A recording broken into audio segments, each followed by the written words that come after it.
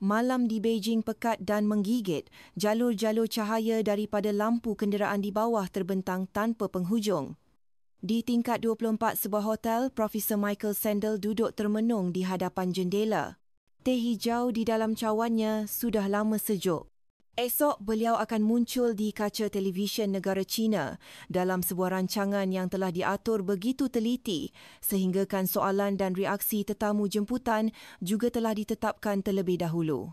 Mereka menjemputnya untuk mendapatkan pengesahan, bukan untuk berdialog. Untuk beliau mengakui bahawa model mereka adalah cerminan masa hadapan. Tetapi Michael tahu ada perkara yang tidak boleh didustakan walau sekalipun. Di atas meja di antara timbunan kertas kerja terbaring sehelai sapu tangan putih. Tepinya sudah mula usang, tetapi sulaman perkataan dalam tulisan jawi masih jelas terbaca. Kebenaran tidak memerlukan pentas, hanya insan yang berani bersuara. Dia mengusap benang sulaman itu perlahan. Kenangan suatu petang di Kuala Lumpur kembali menerpa. Perbualan di Universiti Malaya yang berlarutan hingga ke senja. Ketika itu, para mahasiswa Malaysia telah mengejutkannya bukan kerana ilmu mereka, tetapi kerana sifat semula jadi mereka ketika bertanya. Mereka tidak takut untuk berbuat silap dan tidak gentar pada kuasa. Sebuah negara yang tidak kaya raya, tidak riuh rendah tetapi memancarkan kehangatan dan ketenangan seperti bau hujan tropika yang menenangkan menusuk masuk melalui tingkap. Telefon berdering perlahan. Isterinya menelefon dari Cambridge. Suaranya lembut bertanya ringkas, "Adakah awak bimbang?" Dia tidak segera menjawab, hanya memandang ke arah kabus yang menyelubungi bumbung-bumbung kelabu. Ketika itu dia teringat kata-kata isterinya suatu ketika dahulu. Kebenaran tidak perlu disolek. Ia hanya memerlukan seseorang yang berani menatapnya secara langsung. Michael tersenyum. Itulah sebabnya dia berada di sini dan atas sebab yang sama, dia tidak mungkin akan berdiam diri esok. Dia membuka fail rancangan itu membelek helaian demi helaian. Ayat-ayat telah digaris dengan pen merah oleh editor, puji pemimpin, sahkan peranan model Asia, tekankan nilai-nilai murni China. Semuanya seperti sebuah pementasan drama yang sudah siap. Semua orang hanya perlu melafazkan dialog masing-masing. Tetapi dia tahu, tiada pentas yang dapat mengawal segalanya jika ada seseorang yang berani melangkah keluar dari skrip. Di luar jendela, salji mula turun renyai-renyai. Dia tidak dapat menahan diri daripada tertanya-tanya, adakah hujan sedang turun di Kuala Lumpur sekarang?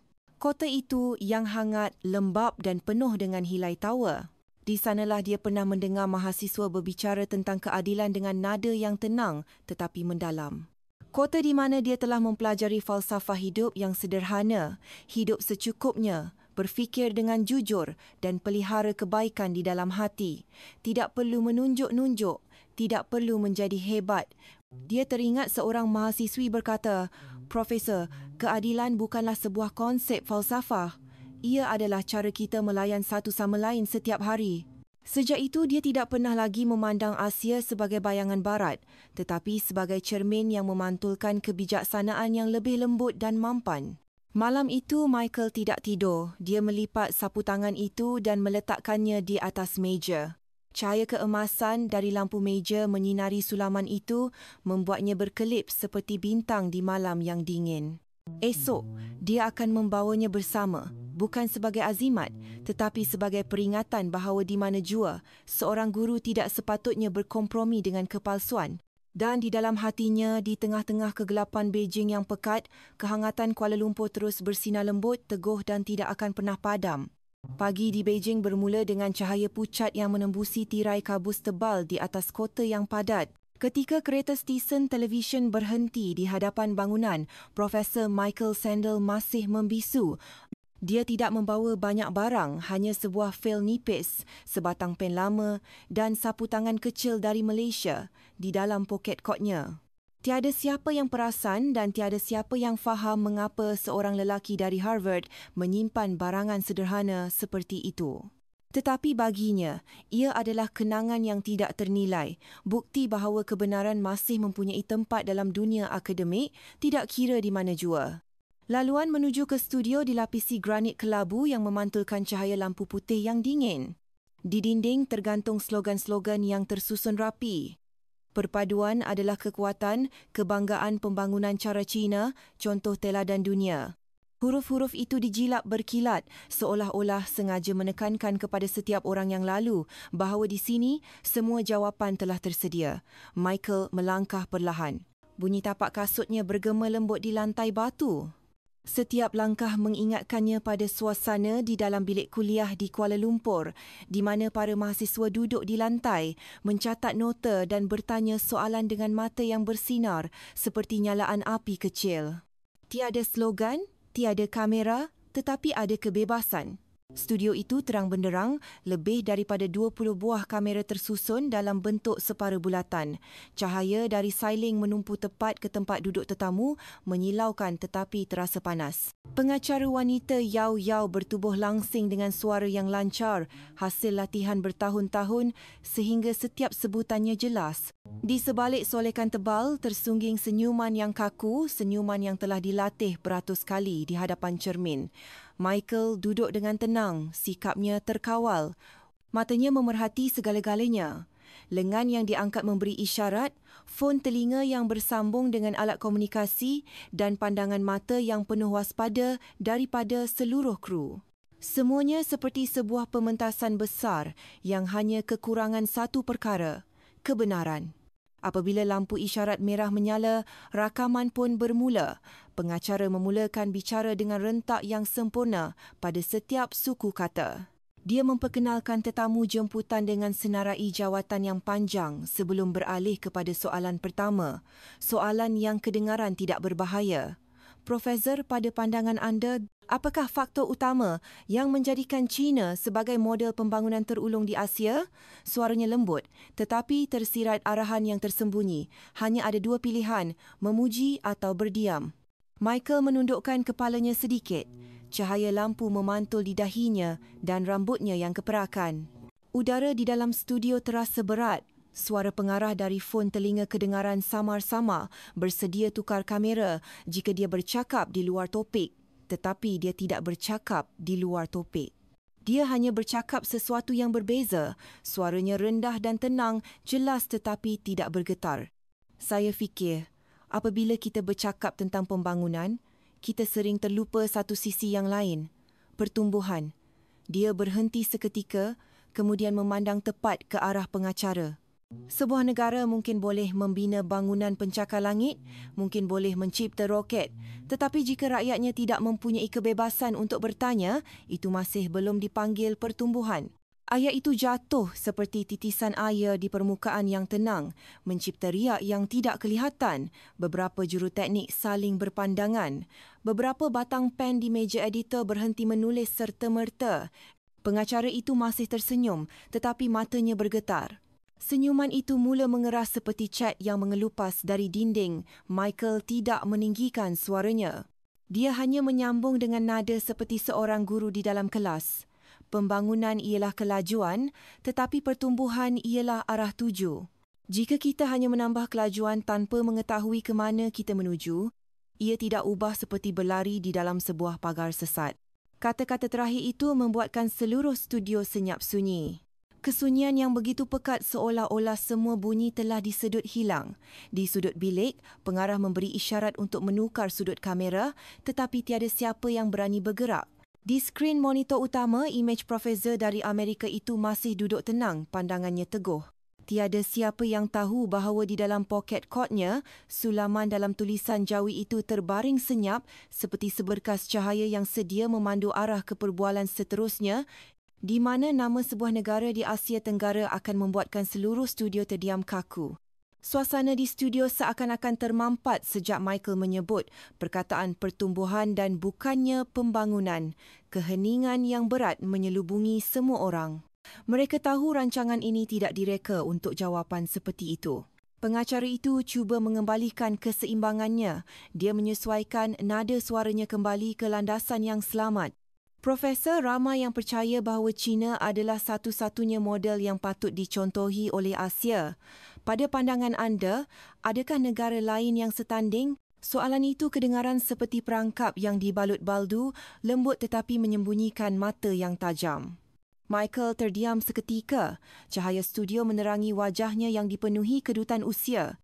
Lelaki sebayanya telah melalui pentas perdebatan yang tidak terkira banyaknya, tetapi tidak pernah di mana-mana pun pandangan di sekelilingnya setajam pisau seperti ini. Dia meletakkan kedua-dua tangannya di atas meja, bercakap perlahan, suaranya berat dan yakin. Ada.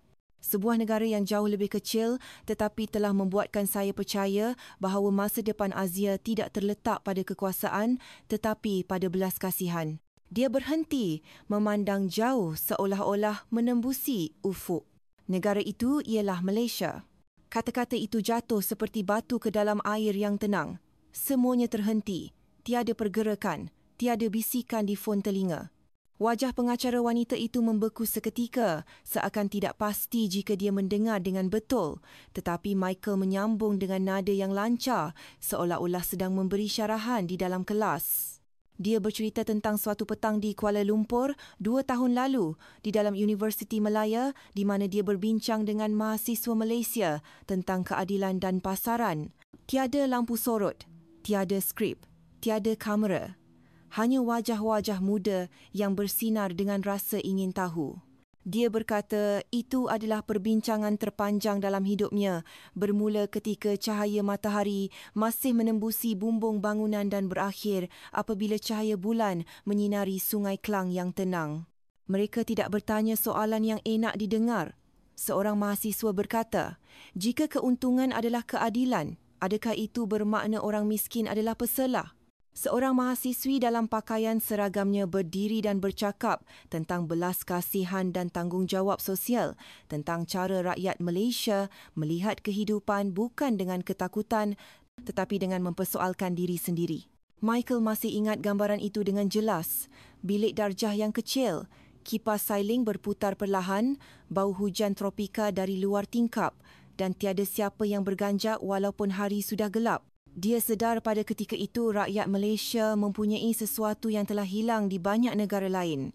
Ketenangan apabila berhadapan dengan perbezaan. Mereka tidak perlu menjerit untuk membuktikan apa yang benar.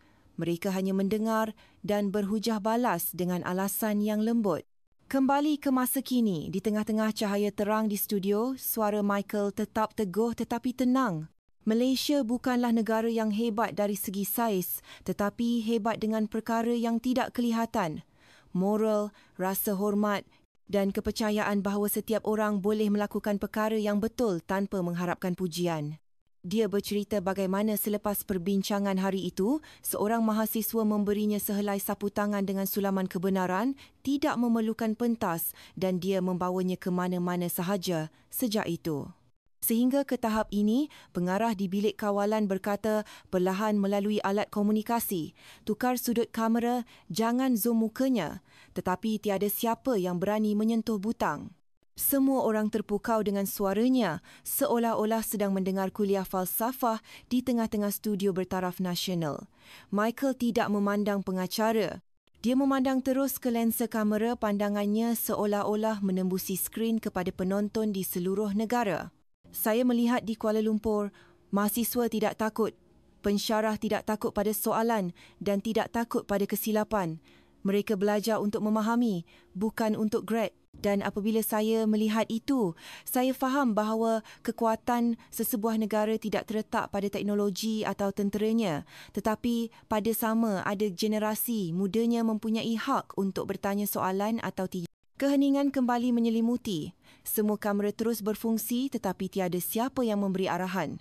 Seketika, pentas televisyen itu berubah menjadi sebuah bilik darjah dan Malaysia, sebuah negara kecil yang jarang disebut, telah melangkah ke tengah-tengah penceritaan tanpa sebarang publicity, tanpa kempen, hanya dengan satu kenangan yang tulus. Pengacara wanita itu menarik nafas dalam-dalam, cuba mengawal degupan jantungnya yang kencang. Dia mengeling ke arah pengarah di sebalik kaca yang mengangguk perlahan seolah-olah memberi isyarat untuk merampas kembali kawalan. Cahaya dari pentas memantul di atas meja kaca yang jernih membuatkan segalanya kelihatan menyilaukan dan dingin. Senyumannya diregangkan secara paksa dan suaranya kembali kedengaran, lancar tetapi menyembunyikan getaran dalam nafasnya. Profesor, mungkin anda sedia maklum bahawa Malaysia menerima pengaruh budaya dan politik dari pelbagai pihak. Bolehkah kita katakan bahawa nilai-nilai yang anda sebutkan itu sebenarnya hanyalah hasil daripada meniru tempat lain? Soalan itu tajam seperti bilah pisau yang digilap rapi. Ia tidak menyerang secara langsung tetapi menyembunyikan perangkap di dalam kata-katanya. Seluruh kru menatap skrin dengan tegang. Mereka menunggu profesor itu tergelincir atau sekurang-kurangnya mengelak. Tetapi Michael tidak berbuat demikian. Dia bersandar di kerusinya, matanya memandang ke arah lampu di atas kepala di mana habuk-habuk berterbangan berkilauan seperti kepingan salji. Apabila dia mula bercakap, suaranya perlahan tetapi penuh kehangatan dengan rentak yang mantap seperti seseorang yang telah menghabiskan seumur hidupnya di atas podium. Pengaruh adalah sesuatu yang tidak dapat dielakkan, terutamanya bagi negara kecil, tetapi menerima pengaruh tidak bermakna berada di bawah kekuasaan. Dia berhenti sejenak sebelum menyambung. Malaysia telah melalui pelbagai gelombang sejarah, melalui kekuasaan dan cita-cita besar, tetapi mereka tidak pernah kehilangan jiwa mereka. Angin sejuk dari pendingin hawa meniup helaian kertas di atas mejanya, membuatnya bergetar perlahan seolah-olah bersetuju. Gambaran itu membuatkan Michael teringat akan Kuala Lumpur, lembap dan dengan bau tanah selepas hujan. Dia teringat suatu pagi ketika berjalan melalui sebuah pasar pagi, melihat seorang wanita penjual kuih muih tersenyum lembut walaupun hidupnya tidak mudah. Tiada siapa yang bercakap tentang falsafah tetapi dalam cara hidup mereka terselit falsafah, hidup secukupnya tetapi jangan lupakan kebaikan. Kecukupan itu menyentuh hatinya kerana ia adalah sempadan cita-cita dan permulaan maruah. Dia memandang terus ke kamera. Malaysia mungkin belajar dari Barat, menerima pengaruh dari Asia Timur, tetapi mereka tidak pernah kehilangan identiti mereka. Mereka tidak cuba membuktikan apa-apa, hanya secara senyap memeliharanya. Suaranya perlahan dan jelas, setiap perkataan jatuh seperti detik jam di dalam bilik kawalan. Seorang juruteknik berbisik perlahan, dia sedang bercakap kepada seluruh dunia. Imej Kuala Lumpur muncul di fikiran Michael, bangunan Sultan Abdul Samad yang megah dalam cahaya matahari, laungan azan petang, kanak-kanak ketawa di bawah pokok rendang. Sebuah kota yang bergerak maju tanpa lupa untuk menunduk hormat. Di dunia barat, orang memanggilnya pembangunan mampan, tetapi di Malaysia, ia adalah kesederhanaan. Falsafah yang sebati dalam budaya mereka dan masih tertanam di pasar, di sekolah dan di mata generasi baru. Ketika pengacara cuba mengekalkan riak wajahnya, dia menunduk sedikit, tangannya menyentuh poket kot di mana sapu tangan kecil itu berada. Benang sulaman itu bergeser lembut pada kulitnya tetapi terasa teguh. Dia menyambung. Saya pernah melawat banyak tempat yang menggelar diri mereka pusat ketamadunan. Tetapi di Kuala Lumpur, saya melihat sesuatu yang berbeza. Di sana, orang tidak bercakap tentang kehebatan. Mereka hanya menjalani kehidupan dengan baik. Dan oleh sebab itu, mereka tidak memerlukan sesiapa pun untuk memberi pujian. Keheningan merebak ke seluruh bilik. Tiada bunyi kertas, tiada bunyi papan kekunci. Hanya bunyi kamera yang berputar perlahan dan nafas orang ramai yang baru sedar bahawa mereka sedang mendengar kata-kata yang benar, bukan untuk memuji atau memusnahkan sesiapa. Pengacara itu menunduk memandang skrip di atas meja. Setiap baris soalan yang telah disediakan kelihatan tidak bermakna. Dia merasakan peluh sejuk di telapak tangannya, tidak pasti sama ada kerana tekanan atau kerana dia baru sahaja melihat garis antara propaganda dan kebenaran dipadamkan buat seketika. Michael mengangkat wajahnya, suaranya seperti rumusan terakhir. Malaysia bukan bayangan sesiapa. Mereka memilih jalan mereka sendiri. Jalan yang kecil, jalan yang perlahan tetapi penuh dengan maruah. Lampu disailing menjadi lebih terang, menyorot terus ke matanya. Seluruh studio senyap sunyi dan di suatu tempat di luar skrip, imej Kuala Lumpur seolah-olah muncul di fikiran semua orang. Sebuah kota yang tenang tetapi teguh, senyap tetapi anggun di tengah-tengah dunia yang sibuk memuji diri. Selepas keheningan yang panjang, pengarah di bilik kawalan memberi isyarat kepada pengacara untuk menukar rentak. Tetapi walaupun dia cuba mengembalikan keyakinannya, suaranya masih bergetar sedikit, sukar untuk disembunyikan. Soalan seterusnya kedengaran jelas tetapi menyembunyikan duri tajam di hujungnya. Profesor, mungkin pengalaman anda di Malaysia menyentuh perasaan, tetapi di sini, di China, kami telah membuktikan kekuatan sistem pendidikan kami. Terdapat berjuta-juta pelajar yang berjaya, disiplin yang ketat dan sistem kawalan yang teratur. Tidakkah anda fikir inilah model yang sebenar? Michael mengangkat wajahnya. Matanya tidak tajam tetapi tenang. Wajahnya yang letih kerana usia memantulkan cahaya pentas menjadi garis-garis panjang seperti habuk kapur di papan hitam. Dia menarik nafas perlahan, tidak menjawab serta-merta. Seolah-olah sedang mencari kembali suara dari masa lalu, hari ketika dia berdiri di atas podium di Kuala Lumpur, di tengah-tengah pelajar yang bertanya, bukan hanya mendengar jawapan. Pendidikan fikirnya adalah cermin yang memantulkan jiwa sesebuah bangsa. Dia pernah melawat beberapa universiti di China. Semuanya sempurna. Bangunan besar dan moden, projektor yang terang. Pelajar duduk dalam barisan yang lurus, memakai pakaian seragam yang bersih, menghafal dan mencatat nota dengan serentak. Tetapi setiap kali dia keluar, dia merasakan ada sesuatu yang hilang. Mata yang memandang lurus tetapi tidak berani tersenyum, tangan yang diangkat dan diturunkan mengikut isyarat dengan tepat. Setiap pergerakan seolah-olah telah dilatih untuk menjadi sopan dan sempurna. Dia pernah cuba bertanya soalan yang provokatif, berharap untuk mencetuskan perbincangan, tetapi yang dia terima hanyalah pujian kosong. Tiada siapa yang membantah, tiada siapa yang menyanggah, tiada gelak tawa. Bilik darjah itu sunyi seperti sebuah kuil di mana ilmu menjadi sebuah ritual dan bukannya penemuan. Sebaliknya, wajah pelajar-pelajar Malaysia muncul di fikirannya. Bilik darjah yang kecil, meja kayu lama, kipas sailing berputar perlahan tetapi mata mereka bersinar. Mereka bertanya tentang keadilan, etika dan kebebasan bersuara. Seorang mahasiswi berkata, kebijaksanaan tidak boleh lahir dalam ketakutan. Seorang mahasiswa lain bertanya, jika wang adalah ukuran, apakah yang mengukur maruah? Pada hari itu, Michael tidak perlu bersedia untuk mengajar kerana para pelajarlah yang mengajarnya. Apabila dia berjalan keluar dari bilik darjah, hujan turun renyai-renyai di atas bumbung, bunyi titisan air bergema. Dia menoleh ke belakang dan melihat para pelajar masih berdiri di bawah beranda, mengangguk hormat dengan senyuman yang tulus. Walaupun tanpa upacara rasmi, ia penuh dengan rasa hormat dari hati. Dalam titisan hujan Kuala Lumpur, dia melihat sejenis cahaya yang tidak dapat dicipta oleh banyak negara kaya, cahaya kebijaksanaan yang bebas. Kini di tengah-tengah studio China yang terang benderang, kenangan itu menjadi cermin yang memantulkan kebenaran di hadapannya. Michael menunduk sedikit, hujung jarinya menyentuh permukaan kaca yang sejuk. Dia berkata perlahan, tetapi suaranya tersebar ke seluruh bilik.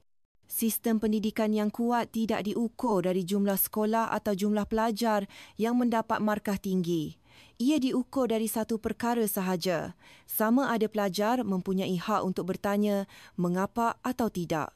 Tiada siapa yang berani bernafas dengan kuat. Kamera perlahan-lahan mendekati wajah pengacara. Bibirnya bergetar sedikit, tangannya di bawah meja digenggam erat. Michael menyambung, suaranya teguh seperti angin yang bertiup melalui lembah. Saya pernah ke banyak negara yang berbangga dengan pencapaian pendidikan mereka. Tetapi saya sering bertanya pada diri sendiri, adakah mereka sedang mencipta manusia atau pelakon? Di Kuala Lumpur, saya melihat pelajar melakukan kesilapan, berdebat dengan lantang tetapi jujur.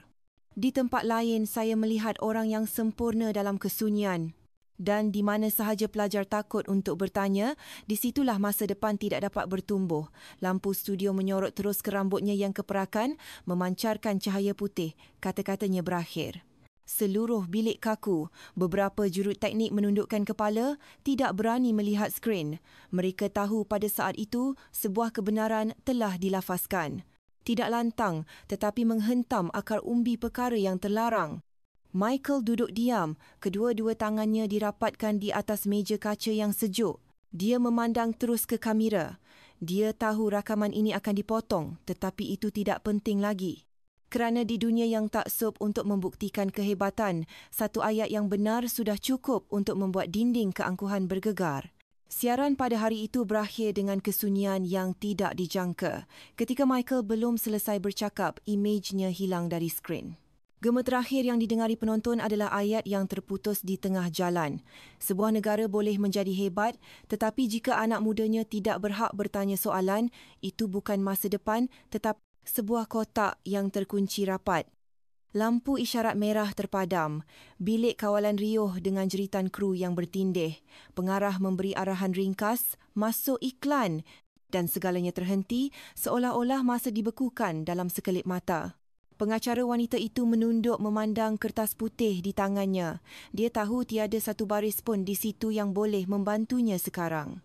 Bunyi nafasnya bergema di mikrofon seperti suara seseorang yang baru sedar bahawa satu ayat boleh menggoncang seluruh sistem. Tiada siapa di dalam bilik itu yang berani berkata apa-apa. Semua orang tahu sesuatu baru sahaja berlaku dan ia tidak akan terhenti di dalam studio ini sahaja. Beberapa jam kemudian, klip dari siaran langsung itu mula muncul di dunia maya. Ribuan penonton telah merakamnya dengan telefon mereka. Video beberapa minit di mana Michael bercakap tentang Malaysia tersebar seperti api di padang kering. Profesor Harvard sebut nama Malaysia menjadi tajuk hangat di setiap platform. Dari Singapura ke Tokyo, dari Delhi ke Manila, orang ramai berkongsi klip itu dengan hashtag Belajar dari Malaysia. Suara Michael didengari berulang kali dalam keheningan dengan rasa sangsi bercampur keyakinan terhadap kata-katanya yang ringkas. Media barat menggelarnya Detik Kuala Lumpur, detik di mana seorang ahli akademik barat berani menyuarakan kebenaran di pentas sebuah negara yang tidak suka pada soalan. Di Harvard, para pelajar berkumpul di Dewan Syarahan Emerson. Mereka menayangkan klip siaran yang dipotong itu. Seorang mahasiswi berdiri, suaranya sedikit bergetar. Kita bercakap tentang lembah silikon, kita bercakap tentang Beijing, tetapi kita tidak pernah bercakap tentang Kuala Lumpur. Hari ini mungkin kita patut belajar dari cara rakyat Malaysia bertanya soalan dan mendengar antara satu sama lain. Tepukan gemuruh bergema bukan kerana teruja tetapi dari suatu pemahaman yang tidak dapat dijelaskan dengan kata-kata. Di Tokyo, sebuah akhbar utama memaparkan tajuk berita Malaysia Bangsa Kecil dengan Visi Kemanusiaan. Mereka memanggilnya kuasa lunak, kuasa yang tidak boleh dibeli oleh mana-mana negara. Di Nairobi dan Accra, pelajar-pelajar Afrika berkongsi klip itu dengan mesej, bukan hanya China, bukan hanya Amerika. Belajarlah dari Malaysia di mana rakyatnya percaya bahawa belas kasihan adalah kuasa pertumbuhan. Artikel dari The New York Times hingga Le Monde diterbitkan secara berterusan. Mereka tidak melihatnya sebagai perbandingan tetapi sebagai amaran bahawa sebarang pembangunan yang kekurangan moral akan menjadi sebuah mesin tanpa hati. Di China sendiri, semua klip itu hilang dalam masa setengah hari. Video dipadam, nama Michael Sandel disekat dari carian. Perkataan Malaysia perdebatan kebebasan akademik menjadi kata-kata terlarang di forum dalam talian. Yang tinggal hanyalah ayat berulang ralat mengakses kandungan, tidak tersedia. Tetapi semakin ia dipadam, semakin klip itu disebarkan secara rahsia. Seorang pelajar menyiarkan mesej berkod, kita dilarang bertanya, tetapi dunia sedang bertanya bagi pihak kita. Di Kuala Lumpur, berita itu sampai ke Universiti Malaya dalam sekelip mata. Di dataran, para pelajar menyalakan lilin membentuk perkataan kebenaran. Seorang profesor tua yang mengajar falsafah memulakan kelasnya dengan kata-kata Michael. Negara yang kuat bukanlah negara yang tidak mempunyai ketakutan, tetapi negara yang berani berhadapan dengan kebenaran. Akhbar-akhbar Malaysia memaparkan tajuk utama. Nafas Asia nafas yang lembut tetapi cukup kuat untuk mengejutkan dunia agar mendengar sekali lagi. Stesen televisyen di Eropah menyiarkan tajuk Dari Keheningan kepada Kebangkitan. Di Geneva, sebuah persidangan pendidikan antarabangsa menjadikan Malaysia sebagai contoh kuasa moral dalam pembangunan komuniti. Di Harvard, Michael menerima ratusan surat terima kasih daripada orang yang tidak pernah dikenalinya. Seorang pelajar Perancis menulis, terima kasih kerana menyebut tentang Malaysia. Saya tidak pernah ke sana, tetapi sekarang saya ingin melihat negara di mana keadilan diajar dengan belas kasihan. Di seberang dunia di Kuala Lumpur, kota yang disebutnya, perbualan tentang profesor yang berani bersuara kedengaran di mana-mana, di kedai kopi, sekolah dan pasar. Rakyat Malaysia tidak berdebat, tidak membantah. Mereka hanya berkongsi klip itu dan menaip mesej ringkas di bawah siaran. Terima kasih kerana nampak kami. Mesej itu pendek, ringkas tetapi seperti gema yang merentasi sempadan bahasa dan kuasa. Ia bukan ucapan terima kasih kepada Michael seorang, tetapi suara yang mewakili seluruh negara sebuah negara yang pernah dipandang sepi tetapi pada suatu malam bersinar dari keheningannya sendiri. Seminggu selepas siaran yang terputus itu, Michael tiba kembali di Cambridge. Musim luruh New England sedang di pertengahan. Daun-daun maple di sekitar kampus Harvard mula bertukar menjadi merah pekat. Seluruh bandar senyap, seolah-olah tiada apa yang berlaku. Tetapi di dalam hatinya, gelombang dari Kuala Lumpur dan Beijing masih bergema di setiap sudut. Dia berjalan perlahan melalui dataran universiti. Ramai pelajar melihatnya. Ada yang mengangguk, ada yang berhenti seketika dan berkata perlahan, "Kami sudah tonton, Profesor." Kata-kata ringkas itu sudah cukup untuknya faham bahawa apabila kebenaran telah dilafazkan, ia tidak boleh dipadamkan lagi. Apabila tiba di pejabatnya, dia membuka bagasi dan mengeluarkan sapu tangan lama yang diberikan oleh mahasiswa Malaysia itu, lalu meletakkannya di atas meja. Huruf-huruf Jawi yang disulam dengan benang biru masih jelas. Kebenaran tidak memerlukan pentas, hanya insan yang berani bersuara. Dia mengusap tepinya perlahan seolah-olah menyentuh nafas kenangan yang masih hangat. Di atas meja ada sepucuk surat daripada rakan sekerjanya di Tokyo. Hanya beberapa baris, Profesor, kini Malaysia sedang menjadi pusat pengajian etika di Asia. Terima kasih kerana menjadi pencetusnya. Michael tersenyum nipis. Dia tidak pernah merasakan dirinya memulakan apa-apa. Dia hanya menceritakan apa yang dilihatnya, sebuah bilik darjah kecil, suatu petang yang hangat, soalan-soalan yang jujur dan hati yang berani mendengar. Dia membuka tingkap. Angin dari Sungai Charles masuk membawa bau daun kering dan tanah basah. Imej Kuala Lumpur muncul di fikirannya. Kubah masjid berkilauan di bawah sinar matahari, bunyi loceng sekolah dan gelak tawa pelajar yang berjalan masuk ke kelas. Mereka tidak tahu bahawa mereka sedang mengubah seorang lelaki dari seberang dunia, tetapi mereka telah melakukannya dengan cara yang paling biasa, dengan hidup secara jujur. Dia teringat kata-kata seorang pelajar pada hari itu, "Kami tak mahu jadi hebat, kami cuma mahu jadi orang baik." Ketika itu, dia hanya tersenyum, menganggapnya sebagai kata-kata seorang anak muda. Tetapi sekarang dia tahu, itulah falsafah paling mendalam yang pernah didengarinya. Dia duduk di mejanya, membuka komputer dan mula menaip sebuah jurnal baru. Tajuknya, 10 November selepas ribut tanpa nama. Ayat pertama perlahan-lahan muncul di skrin. "Saya pergi ke China untuk mencari jawapan, tetapi yang saya dengar hanyalah tepukan tangan. Saya fikir saya ke sana untuk mengajar, tetapi sebenarnya kesunyianlah yang mengajar saya bahawa bukan semua yang diam itu bersetuju dan bukan semua yang lantang bersuara itu berkata benar." Dia berhenti seketika sebelum menaip lagi.